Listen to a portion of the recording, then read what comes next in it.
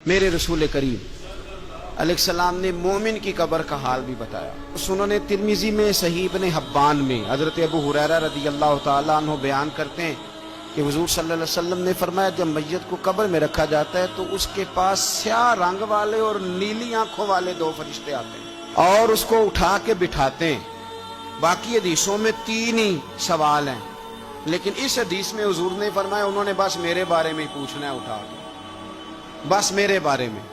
صرف یہ پوچھنا ہے، بتا مدینے والے محبوب کے بارے میں دنیا میں کیا کہا کرتا تھا؟ تو اعلیٰ حضرت بریلوی تو کہتے ہیں میں نے تو کہہ دینا ہے، سرور کہوں کہ مالک و مولا کہوں تجھے، باغ خلیل کا گلے زیبا کہوں تجھے، تیرے تو وصف عید تناہی سے ہیں بری، حیران ہوں میرے شاہ میں کیا کیا کہوں تجھے، لیکن رضا نے ختم سخن اس پہ کر دیا، خالق کا بندہ خلق کا آقا کہوں تجھے۔ اور پیر میر علی شاہ صاحب کہتے ہیں میں نے وہاں یہ کہنا ہے کہ مکھ چند بدر شاہ شانی ہے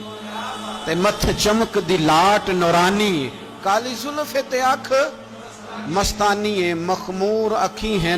مد بھریاں، سبحان اللہ، ما اجمل کا ما اکمل کا ما احسن کا، تے کتھے میرے علی کتھے تیری ثنا، مشتاق اکھیں کتھے جاڑی۔ تو نبی پاک علیہ السلام فرماتے ہیں میرے بارے میں پوچھیں گے، میرے بارے میں۔ ویسے بھی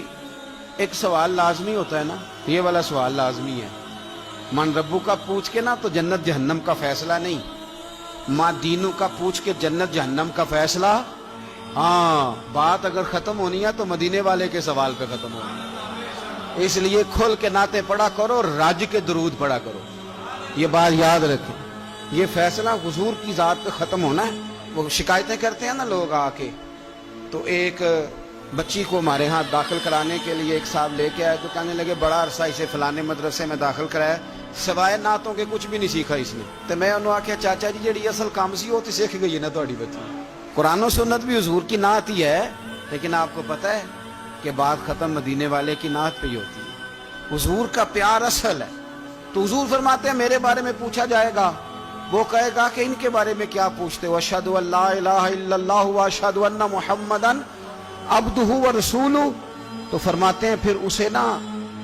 ایک طرف کھڑکی کھولی جائے گی تو جہنم کا دروازہ دکھایا جائے گا اور اسے کہا جائے گا اگر تو سوالوں کے صحیح جواب نہ دیتا تو دوزخ میں جاتا، لیکن اب تو نے صحیح جواب دیے ہیں۔ تو حضور فرماتے ہیں اس کی قبر 70 گز چوڑی اور 70 گز لمبی کر دی جائے گی۔ مسجد میں اسی والے حال میں جگہ مل جائے تو بندہ بڑا سکھی رہتا ہے، اور صبح جائے بینک اور پہلی لائن میں موقع مل جائے تو بندہ بڑا سکھی رہتا ہے کہ میرا جاتے ہی کام ہو گیا۔ او خدا کے بندے، قبر بندے کی قبر، مکان اچھی سوسائٹی میں اچھا خستہ اور سستا مل جائے تو بندہ کہتا ہے کہ سودا بڑا باریدہ لب گیا، بھائی بڑا کمال ہو گیا، مزہ نہیں آ گیا۔ قبر 70 گز لمبی اور 70 گز چوڑی، اور یہ ترمذی شریف پڑھ رہا ہوں، بڑی مزیدار حدیث۔ نبی پاک صلی اللہ علیہ وسلم فرمانے لگے پھر اس کی قبر کو نور سے بھر دیا جائے گا۔ حضور کو پہچان گیا نا، قبر نور سے بھر دی گئی اور جب 70 گز لمبی کر دی گئی تو بڑے پیارے لفظ ہیں حدیث کے۔ حضور فرماتے ہیں وہ بندہ پھر فرشتوں سے ایک بات کہے گا، عربی میں بھی ہے اردو میں بھی ہے، وہ میرا دل کرتا ہے پنجابی میں بتاؤں۔ وہ نا فرشتوں سے وہ بندہ کہتا ہے جب قبر ہو گئی نا 70 گز لمبی 70 گز چوڑی اور نور سے بھر گئی، قربان جائیں، حضور فرماتے ہیں وہ مردہ وہ جو قبر میں پہنچا ہے جب اس کی قبر کو یہ شان ملتی ہے تو فرشتوں سے پتہ کیا کہتا ہے، کہتا ہے میں گھر نہ دسا وہاں جا کے، یہ ذرا گھر نہ بتاؤں دوڑ کے،